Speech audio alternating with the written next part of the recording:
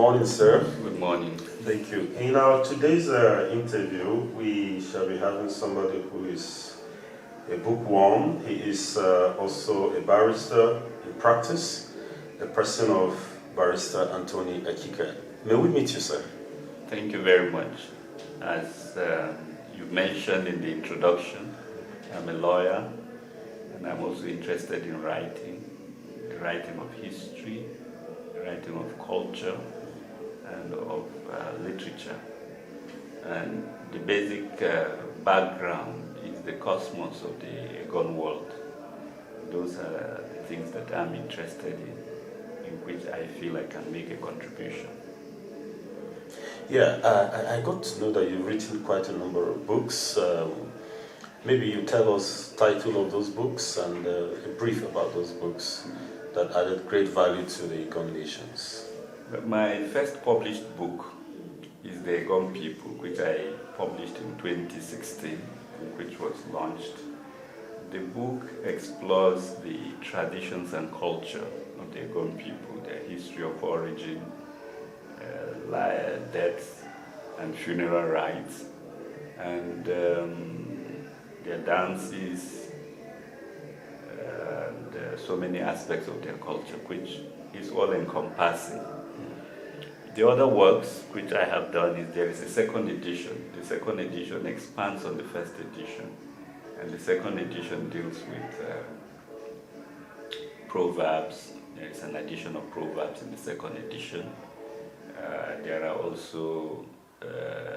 also an addition of songs and dances in the second edition. Those are the additions that we have.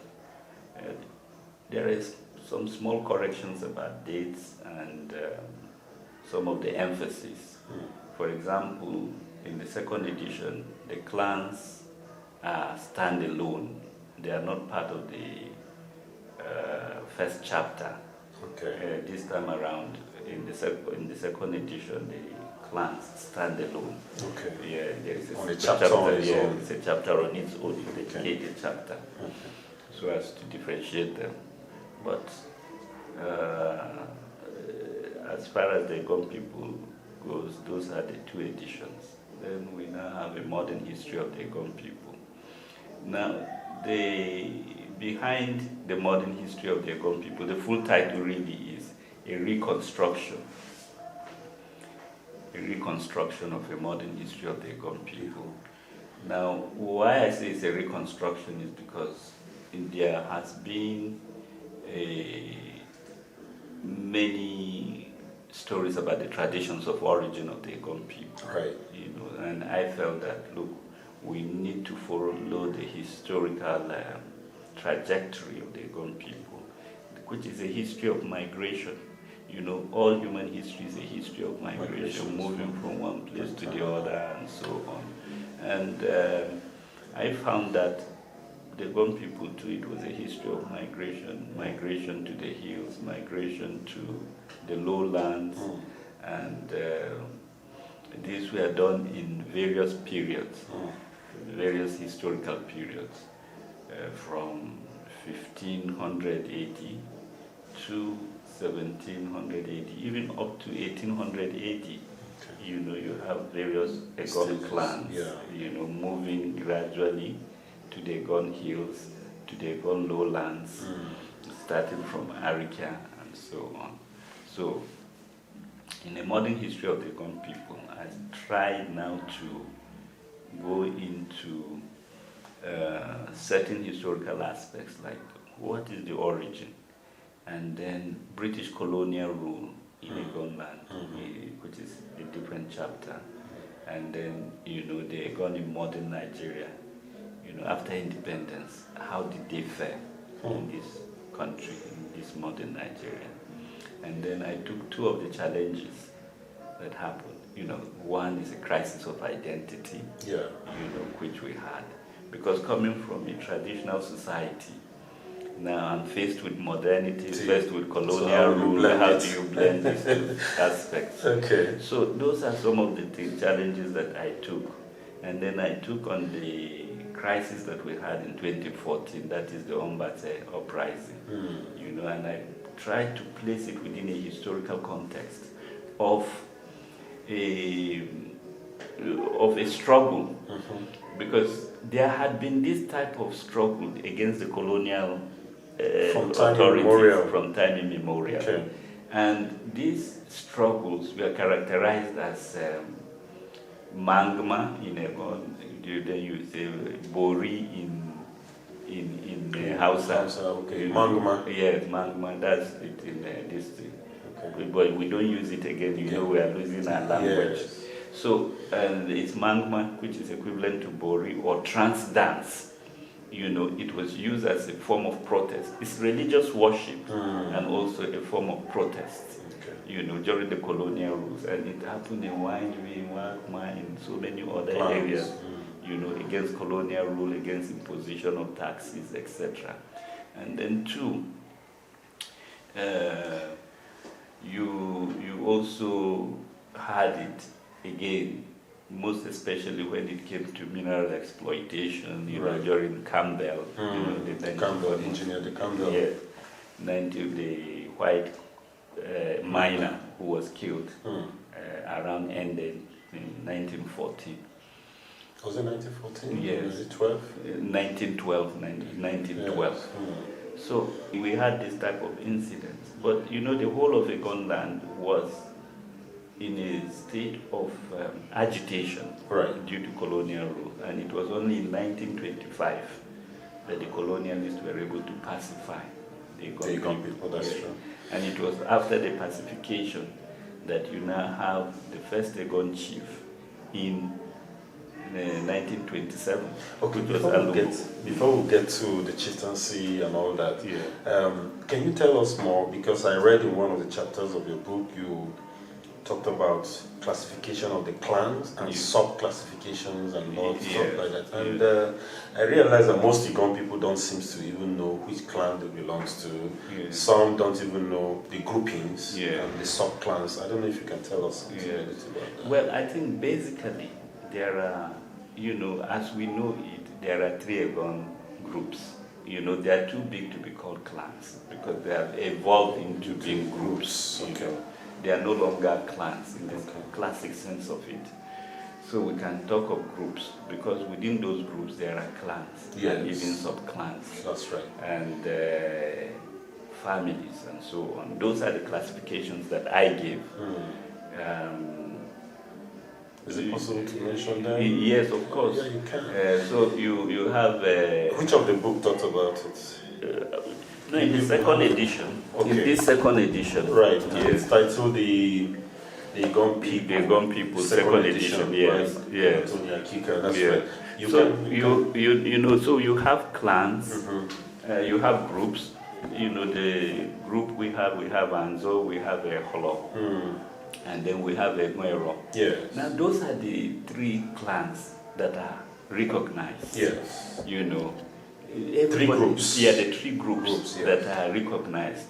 Previously, people called them clans. Yeah. Because the population was small. When the population is small, you can refer to a clan. Now, when the population is big, I decided to say that, look, we can call these groups. Because now there can be intermarriage, there can be so many things. Exactly. And when you talk of clans, you know, intermarriage within clans was not something that was allowed, you know. Okay, but now that those days. But because they were so small and their blood relationship was very close. But now with time, they had become so large that they can intermarry and they became groups. You know, they are not easily discernible anymore. Exactly. But in the past, part of the way to solve this problem was to have interclan marriage. Okay. So you will have people from this clan marrying in another clan and so on because of blood relationship. And the Eggon did not accept blood relatives getting married to each other. You know, but there is we always talk of 3 groups, but actually we may even have 4 or 5 groups within the Eggon people. Okay. Yes. You know, the 4th group, which even happens to be the first group of Eggon migration, were the Wangibi, you know, Ika. That's where I belong. You know, that's great. The Wangibi, Ika, Okay. Ashingata, Okay. Uzi, Ginda, Arubadu. You know, these clans are completely different from Eholo. They are not Eholo. So what do we call them now? No, well, they are the Arubadu Angom group. You know, Arubadu Angom group. Yes, because you mentioned belongs to that family. Yes. Okay. Arubadu Angom group. Okay. And this Arubadu Angom group includes Arubadu, and you will not you think that Arubadu belongs to Emoiro. Oh yes, that been my thoughts. Yes, you will say Arubadu belongs to Eggon. So why are you mentioning them in this group? Yet Arubadu, yes, now Arubadu belongs to Eggon, just as these other groups belong to Eholo or are classified as Eholo. Okay. But when you now examine the historical evidence, you know, the cultural evidence, and so on, these groups were actually, in origin, they were Jukun. You know, a group of Jukun warriors who had conquered Zaria. You know, the Jukuns went to Zaria, went to the north, they conquered Zaria, Kano, and other places. And some of them now decided to come back home.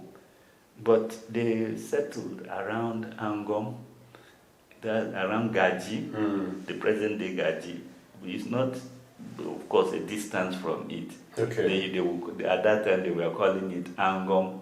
The British were calling it Angro. Okay. Angro. Okay. You will see in the historical records. Anglo, yes. Angro. Okay. Anglo. They bastardize our language. Instead of Angom, they say Anglo. Exactly. Then you now had Arubadu. So the warriors settled in two places. Arubadu, that is around the present Arika. Yes. So they assimilate themselves into the Eggon people, the Jukuns now. No. All Eggon are of Jukun origin. That is it. Yes, all migration of the Eggon. I thought we migrated together. Yes, that is, you know, look, in history they will tell you that the Eggon people migrated alongside with the Middle East. Yes. From the Middle East, they came to the Kanem-Borno Empire through Egypt. They came to the Kanem-Borno Empire. From the Kanem-Borno Empire, they now came to Kwararafa, founded the Kwararafa. The defunct Kwararafa. Exactly. And then from Kwararafa, around 1700 AD, they started migrating.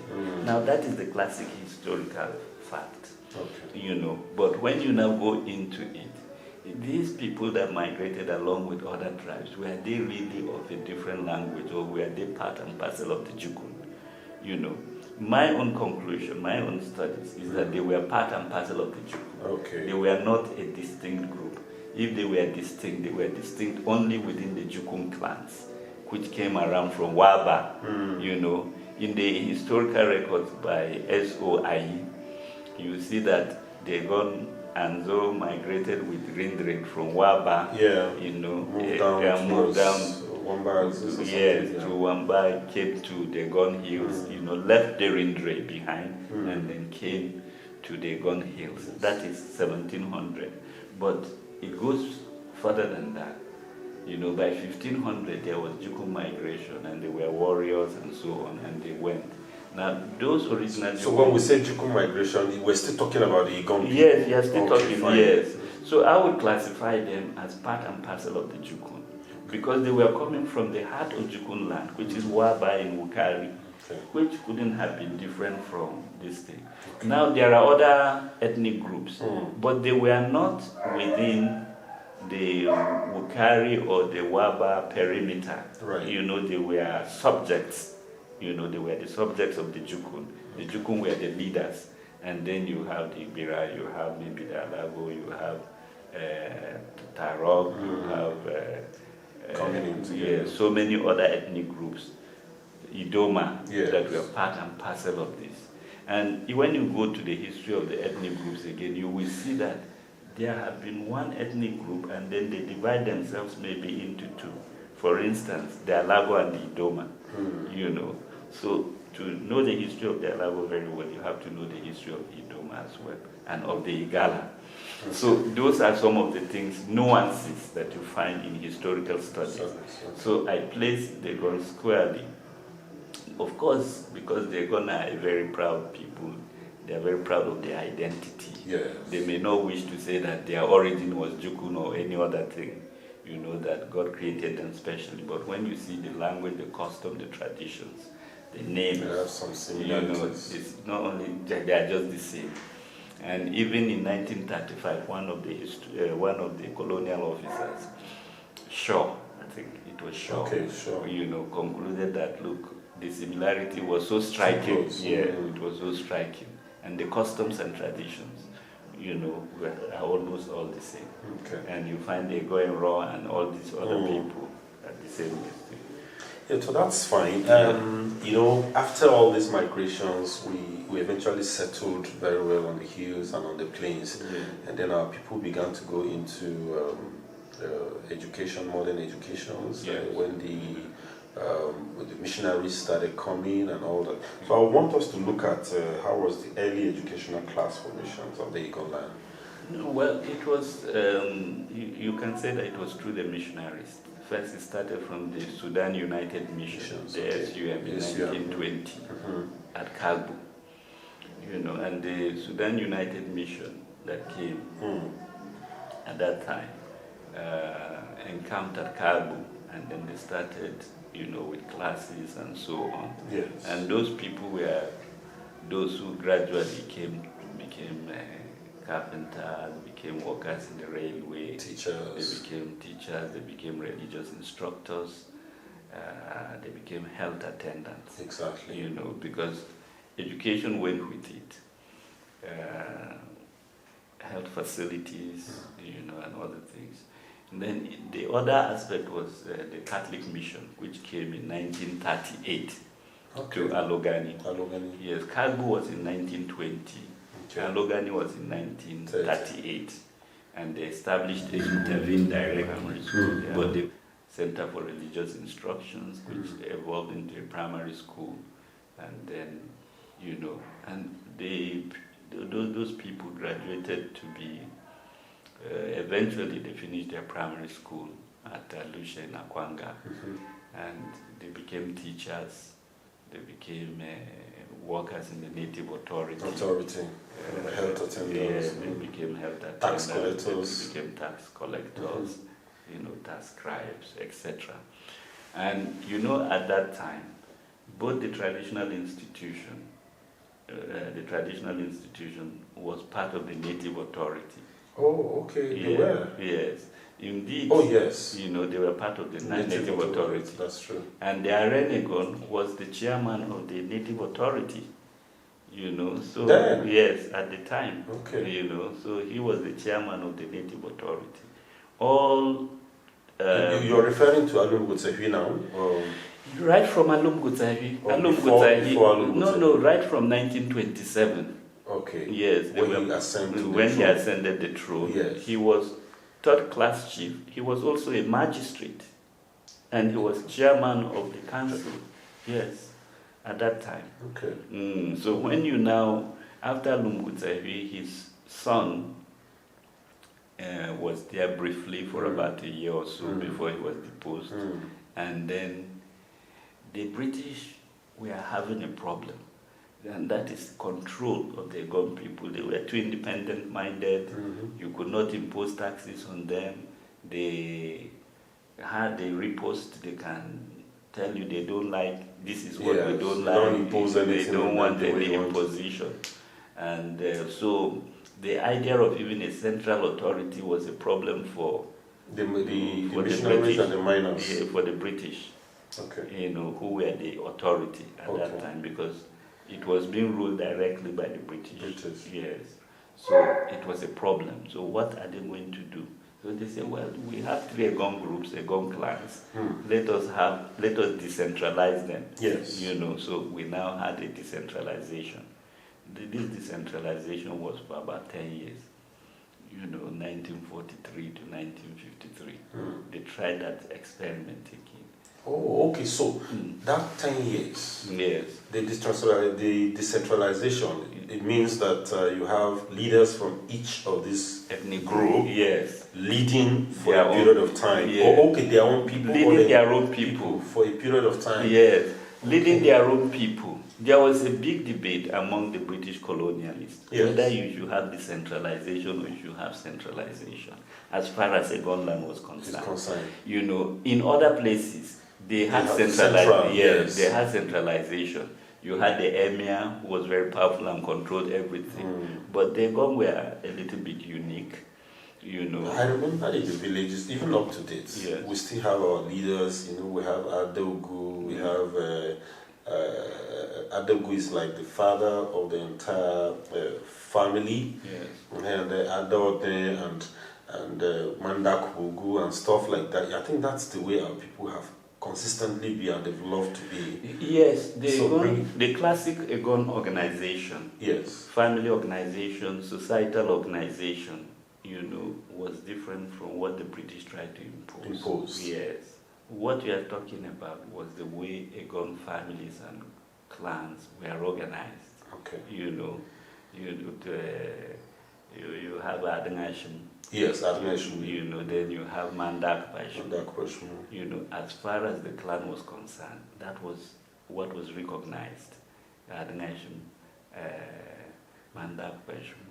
Assisting the Adangashim.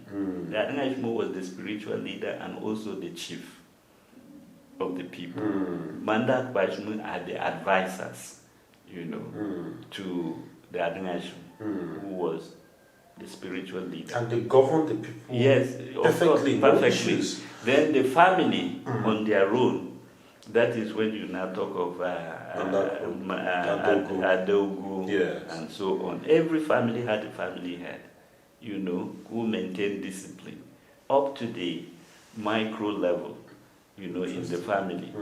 And the family was organized in such a way that it's a patriarchal society. Yes. The husband or the head of the father was the head, and then the first son also played a role.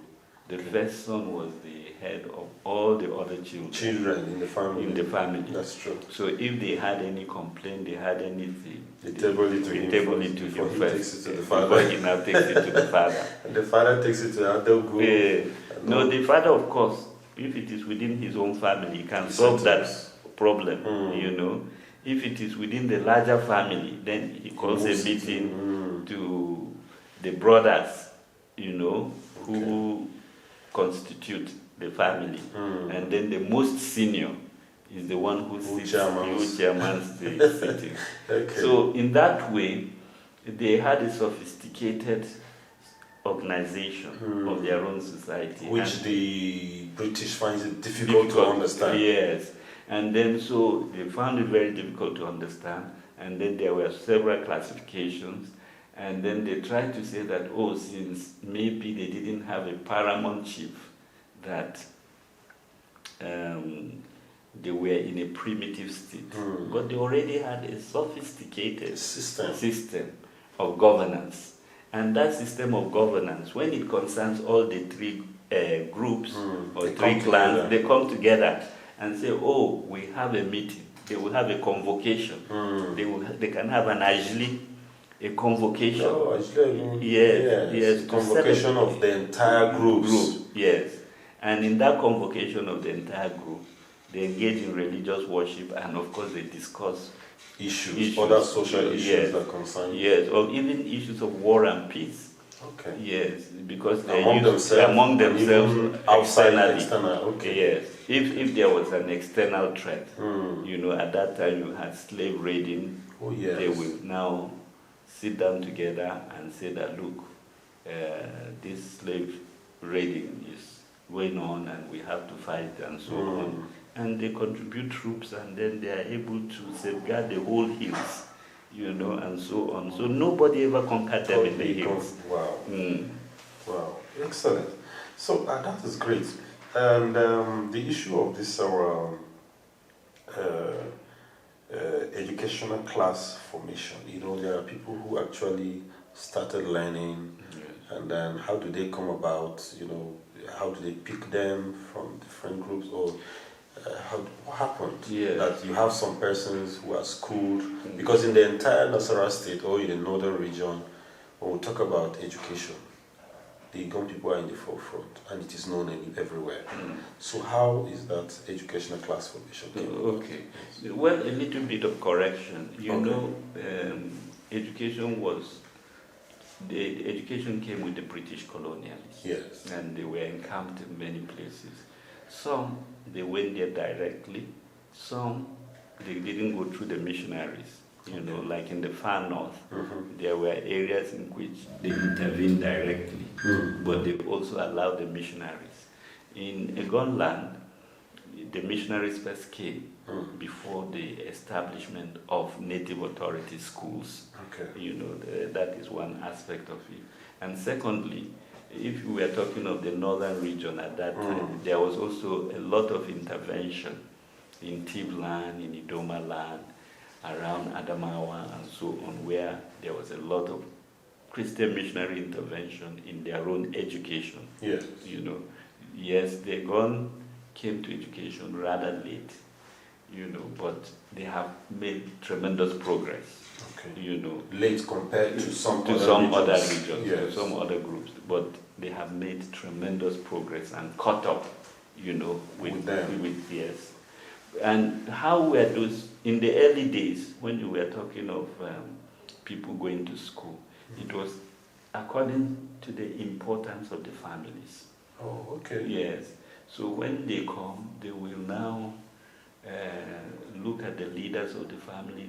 You know, they will consult and say, "Oh, this family, they seem to be very important. This other family, they're important." You know. So does it have to do with maybe the royal families? No, not families that come from mission who have accepted Christ early and stuff like that. No, not as such. The traditional society was clear. You will see people who had many wives and large farmlands, and they were warriors. Yes. You know, they were great people. Everybody knew them. And the population was not as much as here, and they were living in their own habitat. And it was clear, you know, it was very clear which family is who. So you will see that all the people who went to school at that time, they were picked from various families. Yes. Of value and influence. Yes, at that time, of power. Yes. Power and influence. Power and influence. So, and it happened all over the north and all over Nigeria. It is something that the British and the missionaries were good at. You know, when they came, they first interacted, and then they will learn who is who, you know, and so on. And then they will now say, okay, we want a child from your family. So somebody will come. Then they will say they want a child from that family. So they picked from... Can you give us some examples of those children in Eggon Land that benefited from okay. Church? Look, for instance, if you take Mvlanza.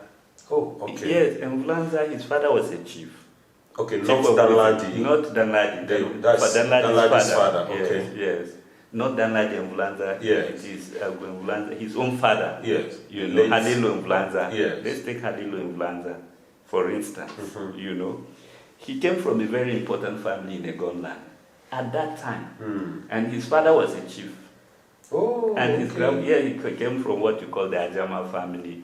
The Ajama family. Ajama, you know, their family is the ruling family.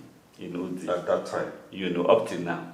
You know, his father was picked because he came from that family. By the missionaries. By the missionaries. They did their homework very well.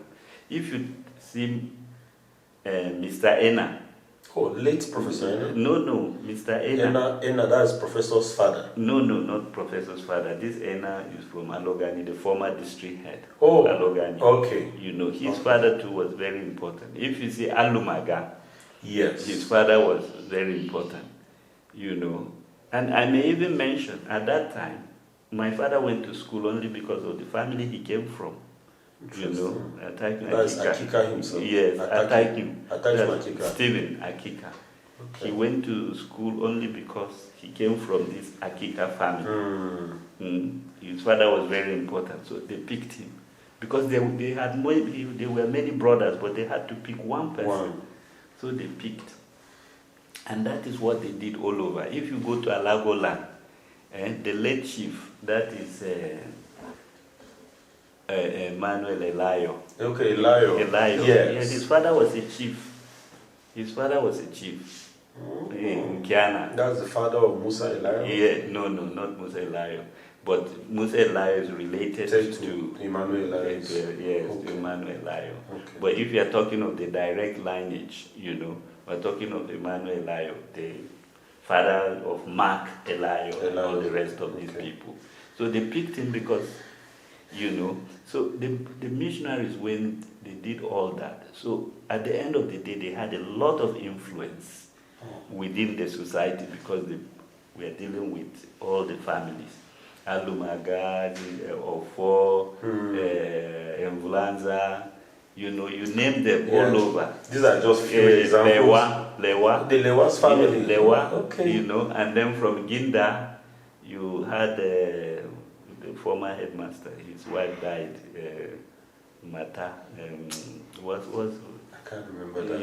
Yes.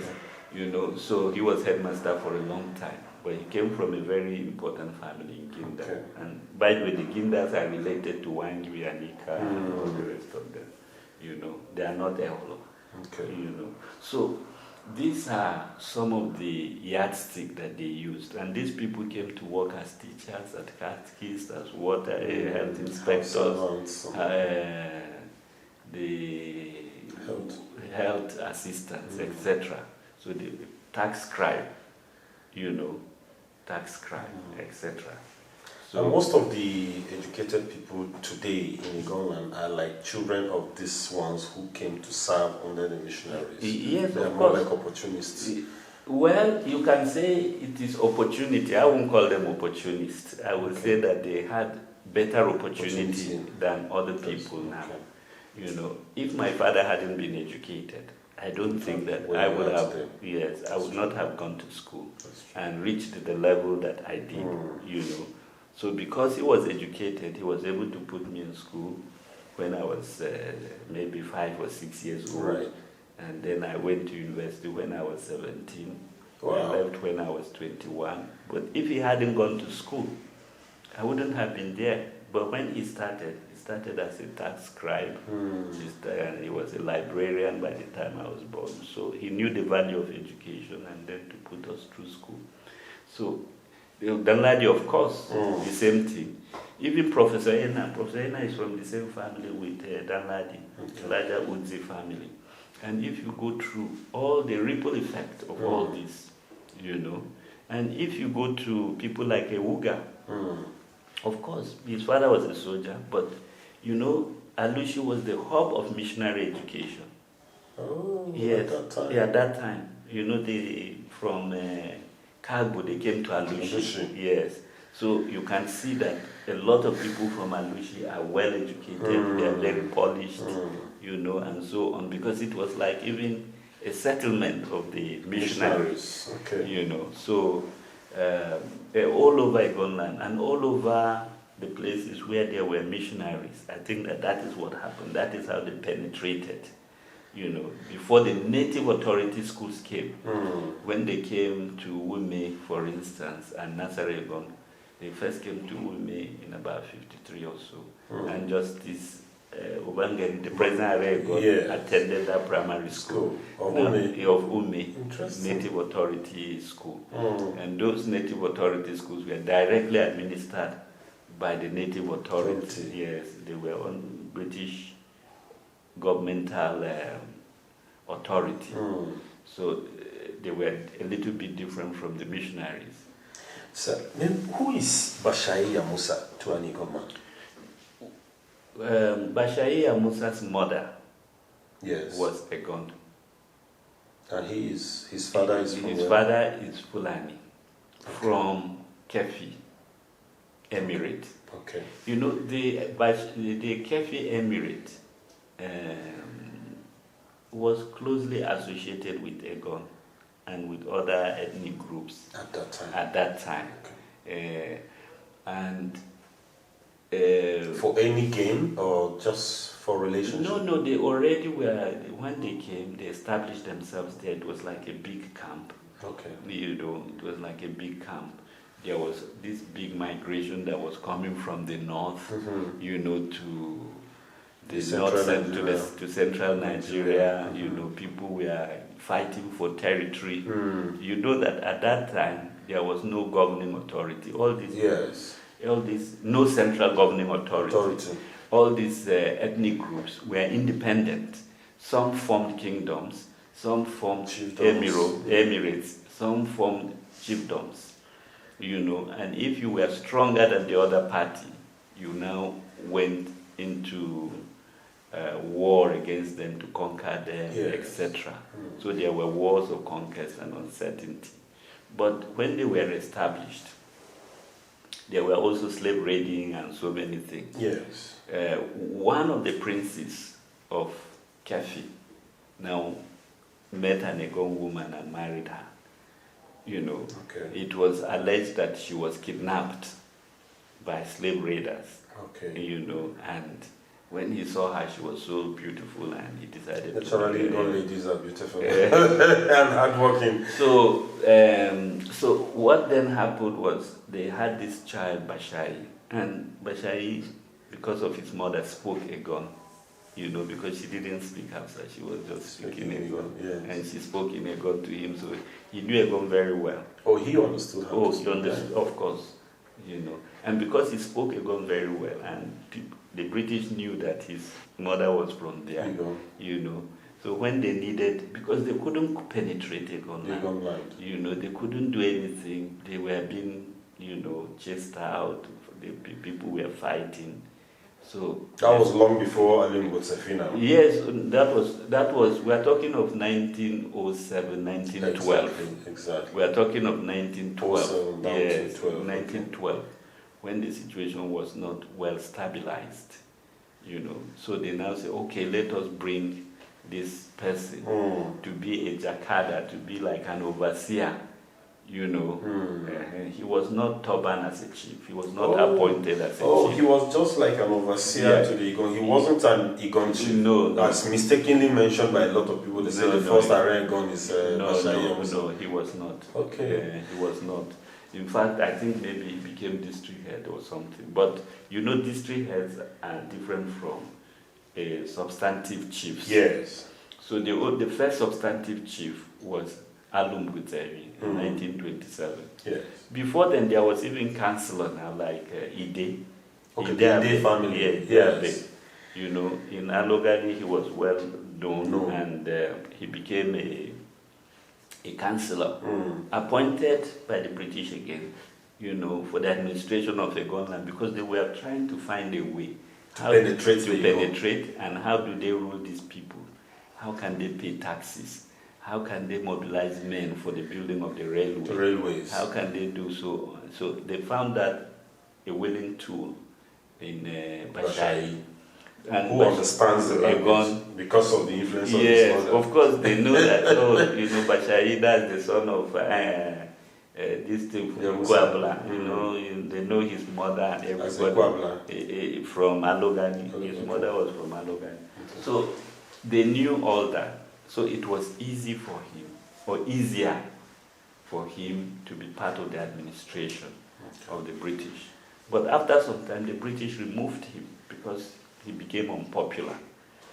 Oh, was it the British that removed him, or the Eggon people deposed him? No.